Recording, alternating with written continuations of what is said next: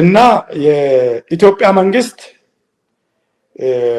ምንም አይነት ስርዓት ለውጥ ቢኖር ምንም አይነት የባለ ስልጣን ለውጥ ቢኖር ለኦሮሞ ያስቀመጠው ብቸኛ ዶክትሪን አለ ለሌላው የማይሰራ ለሌላ ኢትዮጵያ ህዝብ የማይሰራ መቼም ቢሆን እሱም መቀየር ባለመቻሉ ኦሮሞ ደግሞ ወደሚፈልገው ግብ የሚያደርገውን ጉዞ ማቆም ባለመቻሉ ማቆምም ስለማይችል ይሄንን ረግጦ ማለፍ ስለማይችል የኢትዮጵያ ህዝብ ይሄንን እውነት የኢትዮጵያ መንግስት ይሄንን እውነት በመርገጡ እንግዲህ አሁን እኔና አንተ የምናውቀው ቦታ ደርሰናል ማለት ነው። ኢትዮጵያ አሁን አለች ወይስ የለችም ብለን መጠየቅ ወደምንችለው ሁኔታ የኢትዮጵያ መንግስት አሁን ያለው ብቻ ሳይሆን ከጥንት ጀምሮ ለኦሮሞ ቃሉን አያከብርም፣ ትግስት የለውም። እነ ከበዳ ብዙነሽ እነ ታደሰ ብሩን እነ ኮሎኔል ኃይሉ ረጋሳን ሚሎ ቄሶችን ልኮ መጽሐፍ ቅዱስ ይዞ በመሐላ እንታረቅ ብሎ ነው እስር ቤት አስገብቶ ይረሸናቸው። እና የኢትዮጵያ መንግስት በተዋረድ የሚመጡት ለኦሮሞ ያላቸው ትግስት በጣም በጣም ከዜሮ በታች ስለሆነ አሁን ያለንበት ሁኔታ ላይ ደርሰናል ማለት ነው።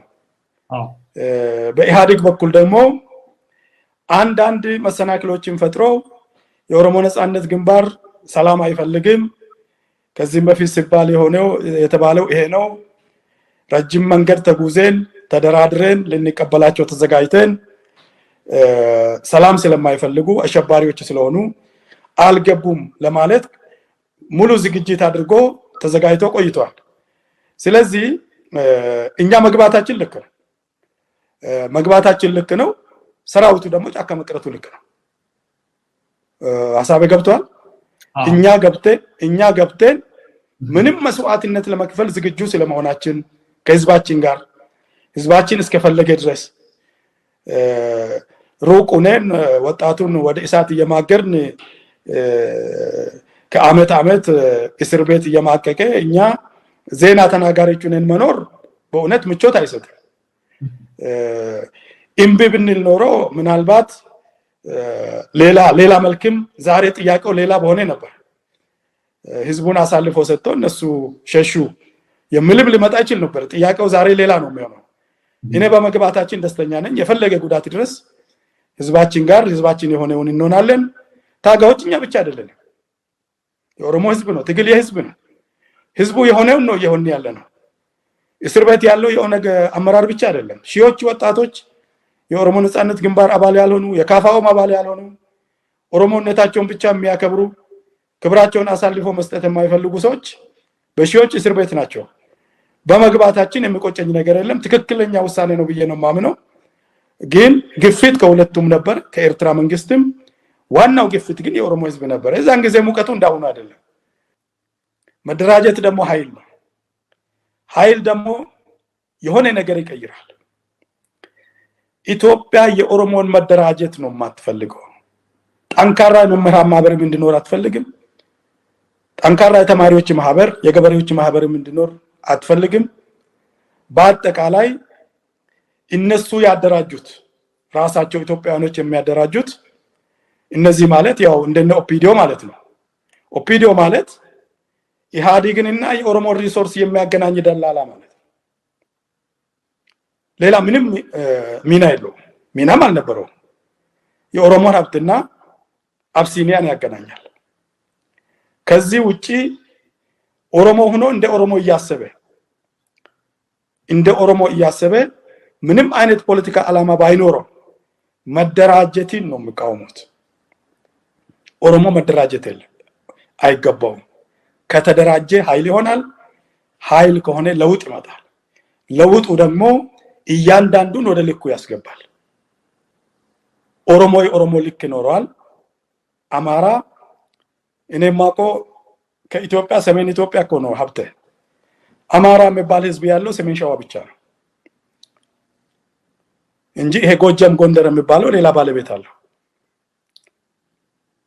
ጊዜና ኃይለኞች ስለሆኑ ሁሉንም ብሔር ብሔረሰቦችን አሰባስቦ እነ ቅማንትን እነ አገውን ኦሮሞን ትግራይን የትግራይን ህዝብ ጨምሮ ጋፋትን እነ ዳሞትን እነ ሽናሻን ሰብስቦ አማራ አሉት። ኦሮሞ ከተደራጀ ኃይል ይፈጥራል። ኃይለኛ ከሆነ ለውጥ ያመጣል። ኦሮሞ የምንፈልገው ለውጥ ደግሞ እውነተኛ ለውጥ ስለሆነ ኦሮሞ የሚገባውን ቦታ ይይዛል፣ አማራም ደብረ ብርሃን አካባቢን ይይዛል ማለት ነው። ይሄንን አሳልፎ ይፈቅዳሉ ማለት የሚታሰብ አይደለም፣ አይታሰብም። ኦሮሞ በጉልበቱ ብቻ ካልቀየረ። ስለዚህ መደራጀቱን ነው የሚቃወሙት። በሁለተኛ ደረጃ ኦነግ ምናልባትም አብዛኛዎቹ ዛሬ የሌሉ አብዛኛዎቹ ጉልበታቸው በጣም ጥቂት እያለ አቂማቸው በጣም ጥቂት እያለ የኦሮሞን ጥያቄ ፐርፌክት ሰቅለው ነው ያስቀመጡት። ማንም ሊያወርደው የማይችል መልስ ካልተሰጠ ብቻ የራስን እድል በራስ መወሰን እስከ ነፃነት፣ ሌሎቹ እስከ መገንጠል ነው ሙሉት፣ እኔ እስከ ነፃነት ነው ሙሉ። ኦሮሞ መገንጠልን ጠይቆ አያውቅም። አንድ የነበረ ነው የሚገነጠለው።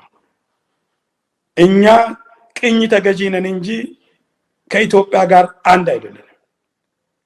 የራስን እድል በራስ መወሰን እስከ ነፃነት፣ ሀገርን እስከ መገንባት፣ ወደ ጥንታዊት ሀገራችን መመለስ፣ ከምኒልክ ወረራ በፊት ወደ ነበርንበት የፖለቲካ ስርዓትና የኦሮሞ ድንበር የኦሮሞ መሬት መመለስ አድርጎ ነው ያስቀመጡት። ይሄንን መቀየር የሚችል ጥያቄ ሊመጣ አልቻለም እስካሁን። በዚህ ምክንያት ነው ኦነግ የሚሉት እንጂ በአጠቃላይ ኢትዮጵያ የኦሮሞን መደራጀት ነው የማትፈልገው።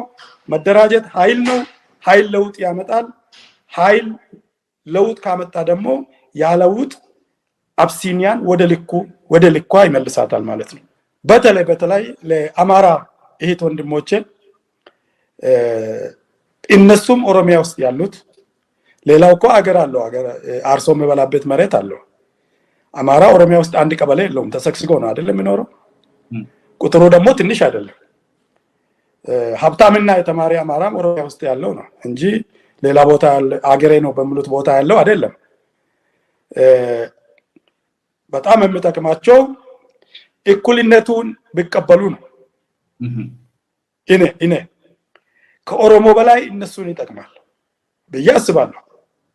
ከኦሮሞ በላይ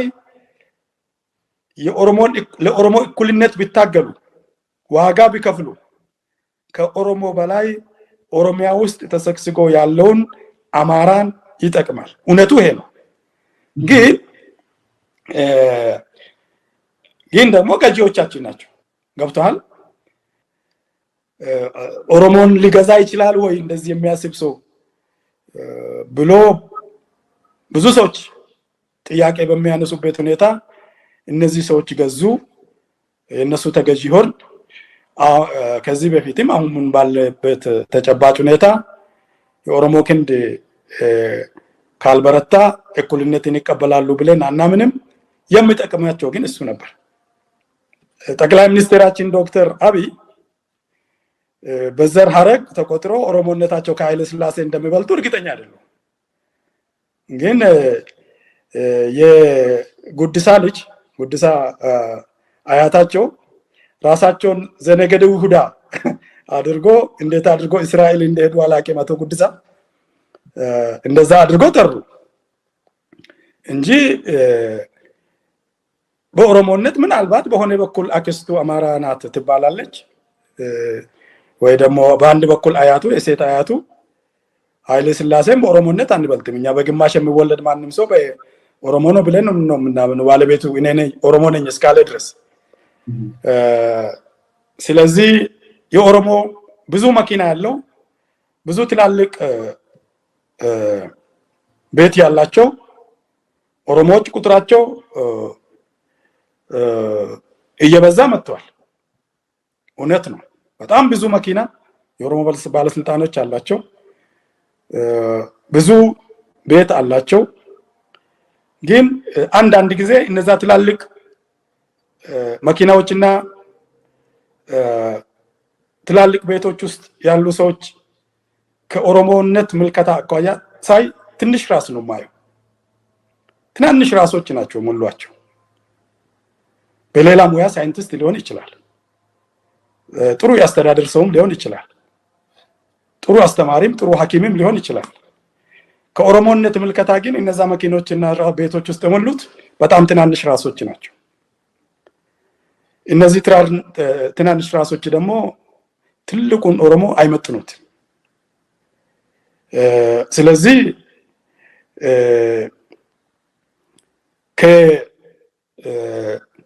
ከሀብተ ጊዮርጊስ በኋላ አባዱላ ተራው ይዞ መጥቷል። መፈራረቅ ከሆነ ማለት ነው።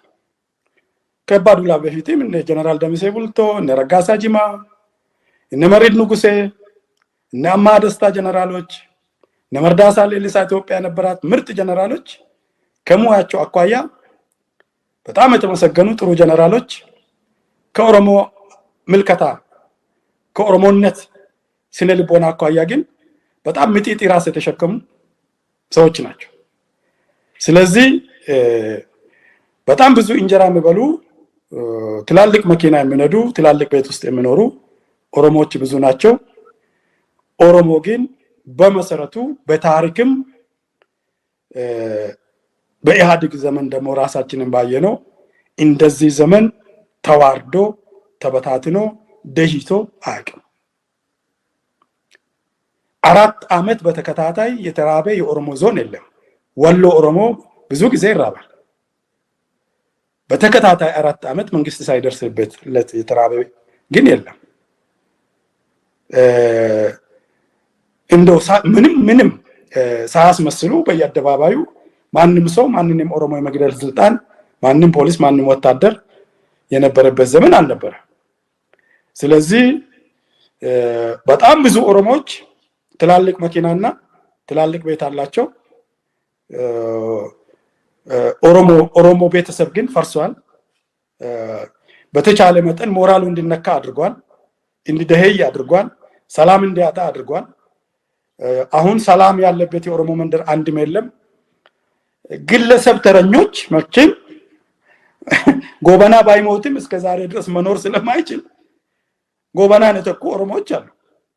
እንግዲህ ከጎበና አኳያ ተረኛው ሌላ ከሆነ እሱ እውነት ነው ማለት ነው። ከዚህ ውጪ እንደ ህዝብ ኦሮሞ ተረኛ ነው የሚባለው የሚሉት እነማን እንደሆኑ ስለምናውቅ ትንሽም ፈቀቅ እንዳይል። ምክንያቱም ምንድነው መሰለ ሀብተ ማዶ ከጠየቅ አሪቀ ከጠየቅ ከተደራደርክ ወዲህ ማዶ ታገኛለህ። ታውቃለህ፣ ይሄ የድርድር ህግ ነው። እንደዚህ የሚጮሁት ኦሮሞ ይበቀዋል፣ ኦሮሞ ይበቀዋል፣ ከዚህ ማለፍ የለበትም ብሎ ነው የሚጮሁት እንጂ የተረኝነት የሚባለውን እንደዚህ ነው የሚገልጸው። ኦሮሞ አገር ነበረው፣ የፖለቲካ ስርዓት ነበረው። የማንንም መንካት አይፈልግም፣ ሌላውም የሱን እንዲነካ አይፈልግም። ከዚህ ያነሰም የበዛም ጥያቄ የለውም። ይሄንን አመለካከት በግብርም በሐሳብም የማይቀበል ከኦሮሞነት ተወረደ ነው ባጭሩ። ትግራይ ለኢትዮጵያ ኮር ስቴት ናት። እንደውም አንድ የሚገርም ነገር አለ፣ አንድ የሚገርም ተአምር። ትግራይ ወጣቶች አሁን ነፃ ካልወጣን ብሎ ነው የሚጠይቁት። በእርግጥ መብታቸው ብለን ነው የምናምነው፣ ነፃነት መብታቸው ነው። ለዛም ነው የምንታገለው። ግን አብዛኛው ቦታ ላይ ኮር ስቴት ነፃነት ሲጠይቅ ብዙ አልሰማሁም፣ ወይ ሰዎች አልነገሩኝም፣ አላነበብኩም ማለት ነው። የተገዙት ናቸው። እንደ ኦሮሞ፣ እንደ ወላይታ፣ እንደ አፋር፣ እንደ ሶማል ከኢትዮጵያ ነፃነት ቢጠይቁ ይመስላል ሰሚም ያገኛሉ። መስራቹ ነፃነት ሲጠይቅ ብዙም የተለመደ ነገር አይደለም። መስራት ናት ትግራይ ለኢትዮጵያ፣ እሷ ናት ነፃነት እየጠየቀች ያለችው። እና ኢትዮጵያ ለመስራቿ ትግራይና በቅኝ ለተገዛችው ኦሮሞ ቅድም እንዳልኩ እኩል ቦታ የላትም። ልብ አድርግ፣ አፄ ምኒልክ የሸዋ ንጉስ እያሉ የኢትዮጵያ ንጉስ ነገስት ዮሐንስ ናቸው።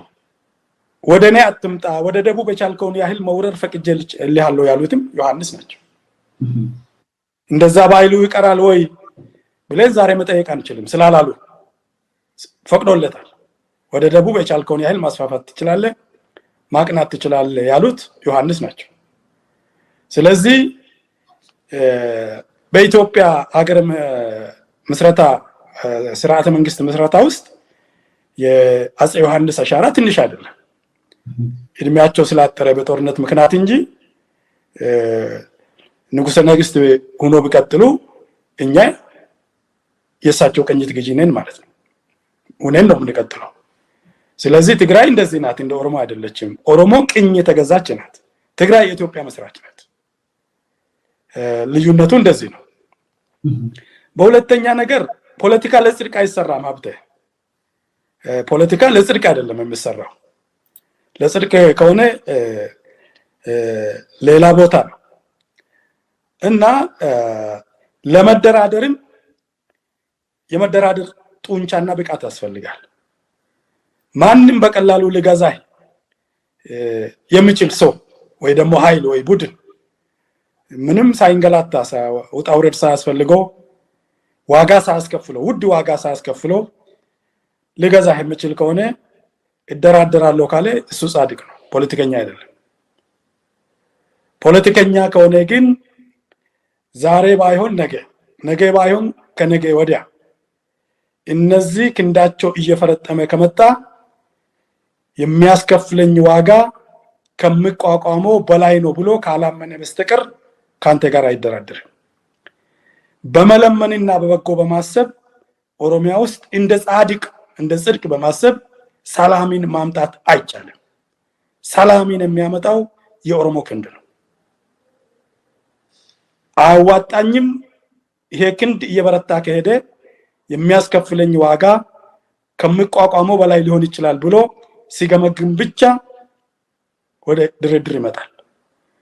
አሁን ወደ ድርድር ከመጡ አሁን ወደ ኢትዮጵያ ወደ ድርድር ከመጣች ጻድቅ ስለሆነች ሳይሆን በእውነቱ ለወደፊቱ ኦሮሞ ወዴት እየሄደ እንደሆነ ገምግሞ ይሄም ብልህነት ነው፣ ብልህነት ነው።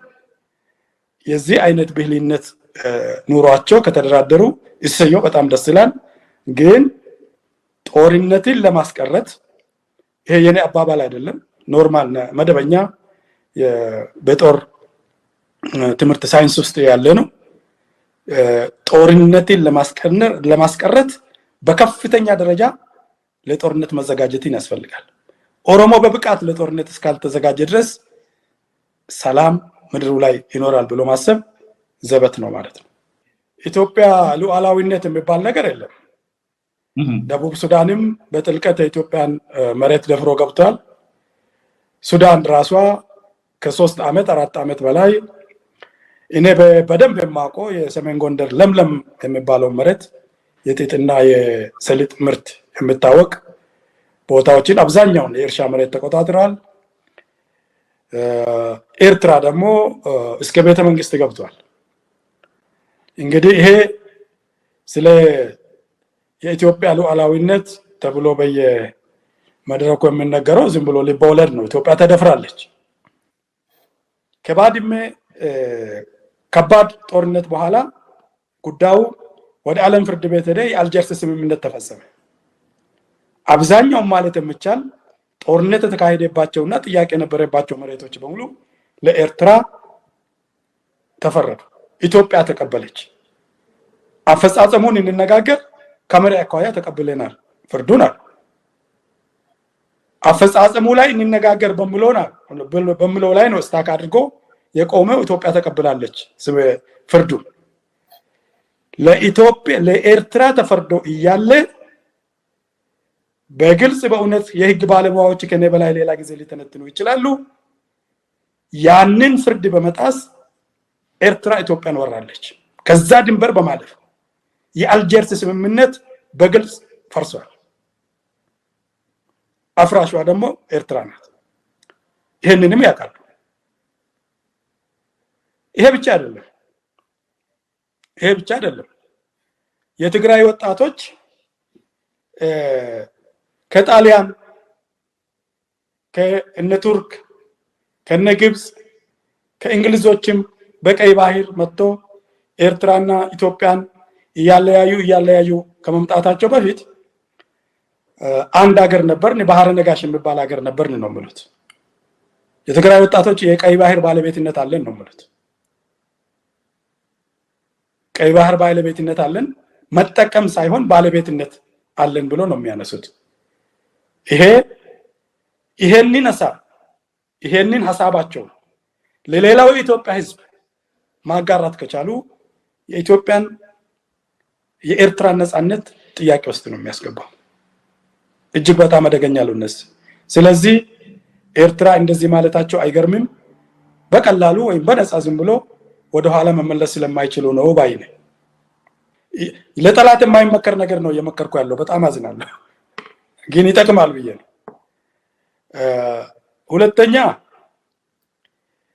ተራ በተራ ቢወጉ በአንድ ጊዜ ትግራይ፣ ቅማንትን፣ ቤኒሻንጉልን፣ ኦሮሞን መውጋት ትችላላችሁ ወይ?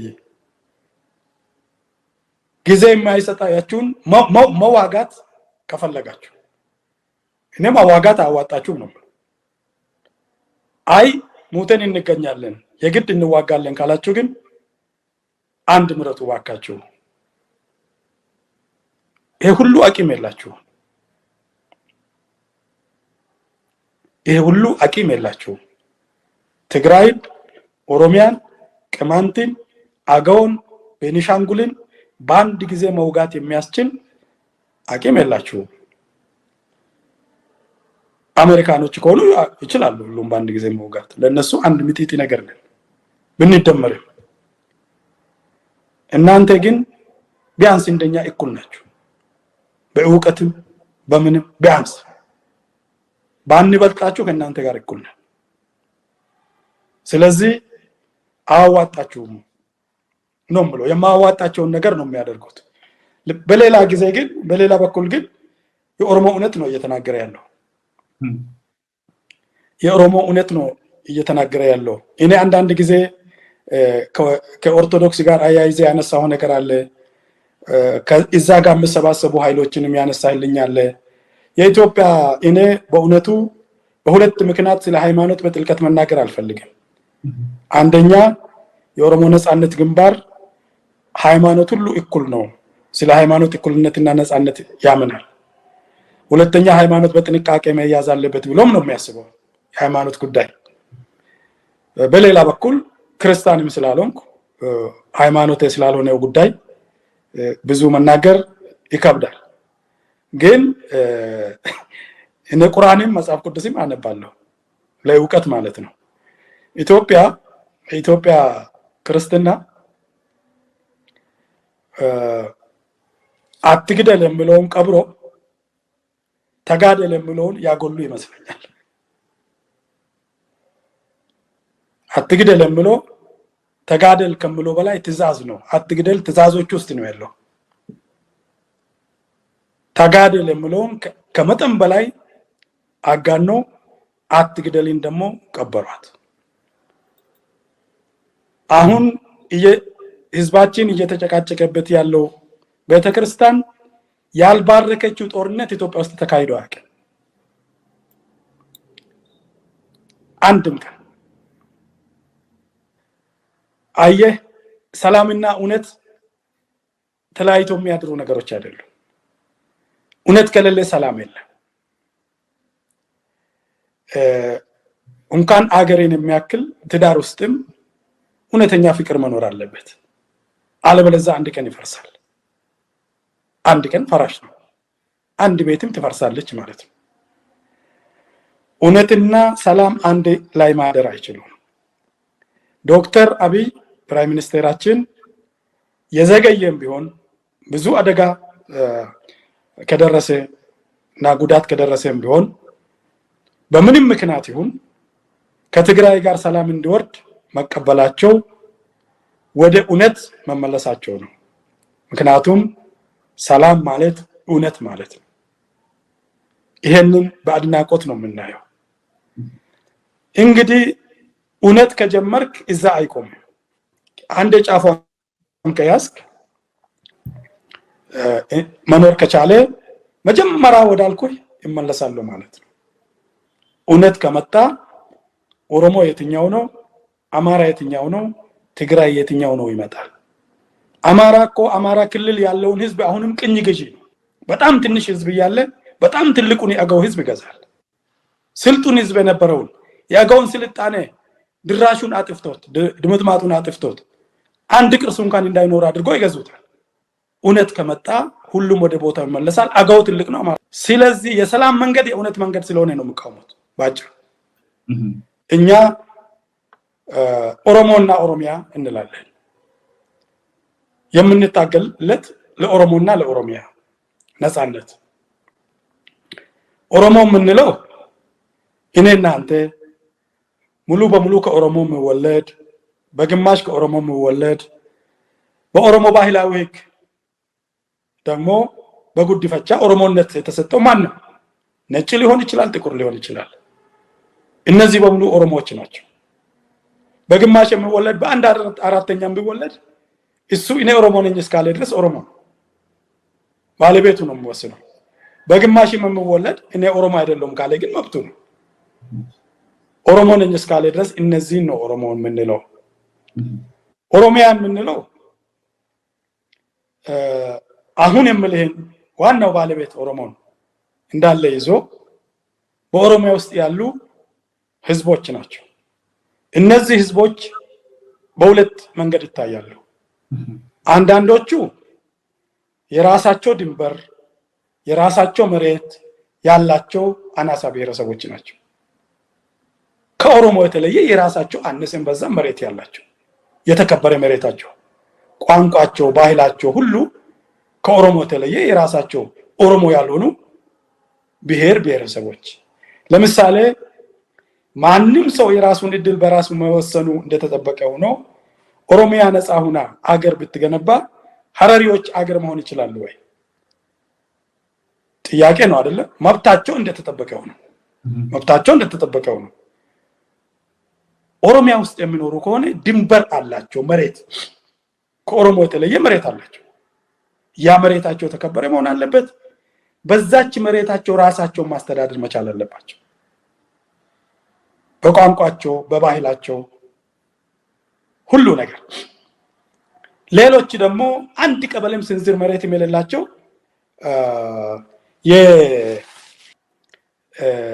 ተሰክስጎ ኦሮሞ ውስጥ ተሰክስጎ የሚኖሩ በብዛት አማራ፣ ጉራጌ፣ ገጠር እንኳን ብዙ ባይኖሩ ትግራይ፣ ኦሮሚያ ከተማዎች በጥቂቱም አሉ። እነዚህ ደግሞ ስንዝር መሬት የራሳቸው መሬት የላቸው። እነዚህም የኦሮሚያ ዜጋ ናቸው። የኦሮሞ እድል ያለውን ይኖራቸዋል።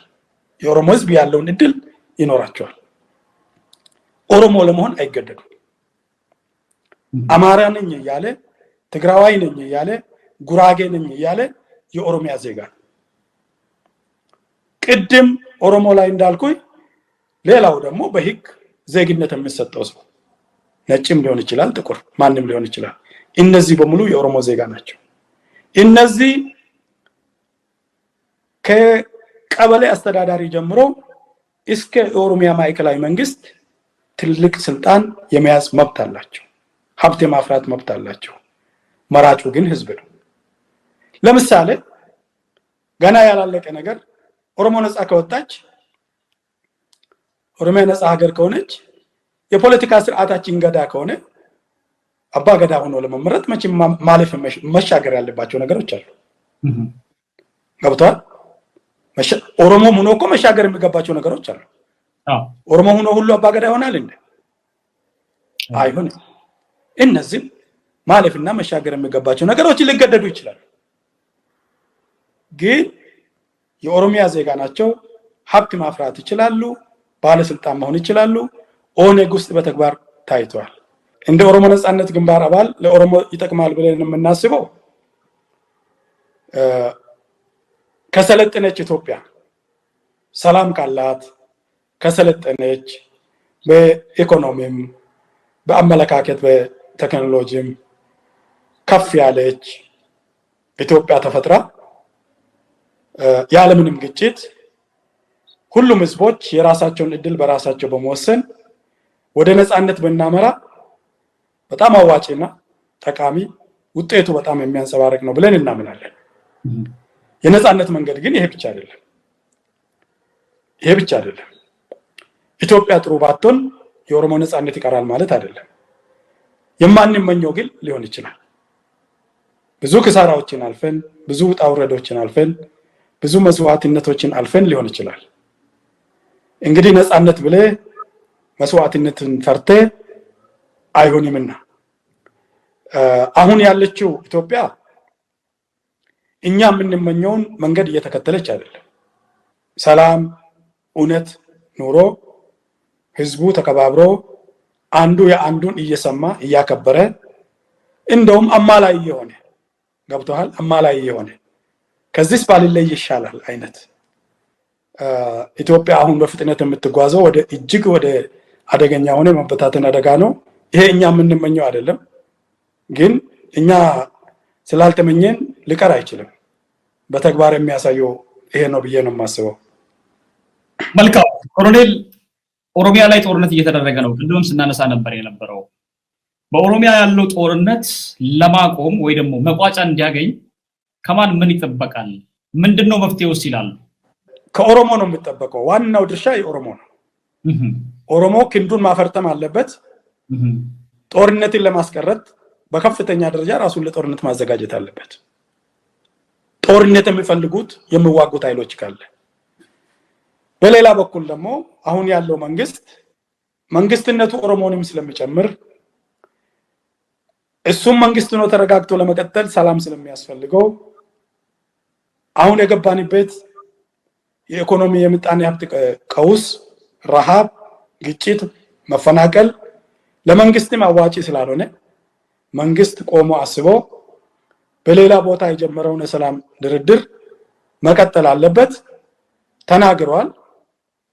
ከተናገሩ በኋላ ረጅም ጊዜ ስላልሆነ አይቀጥሉም ብለን አሁን አንቋጭም። ዋናው ድርሻ ግን የኦሮሞ ክንድ ነው።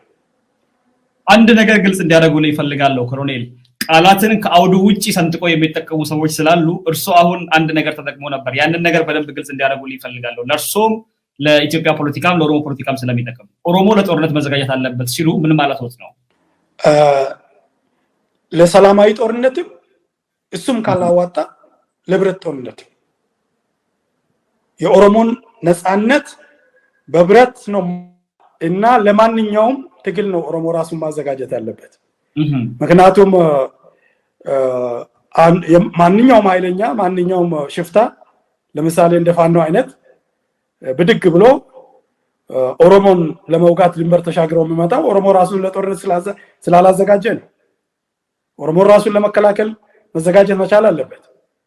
ለሰላማዊ ትግልም ለምሳሌ መደራጀት፣ በተለያየ ሙያ ማህበር መደራጀት፣ በሃይማኖትም መደራጀት፣ በፖለቲካ ድርጅትም መደራጀትና ያሉት ደግሞ ክንዳቸው ማፈርጠም የአካባቢውን የሰላም ሁኔታ ይወስናል ብዬ ነው ማምነው።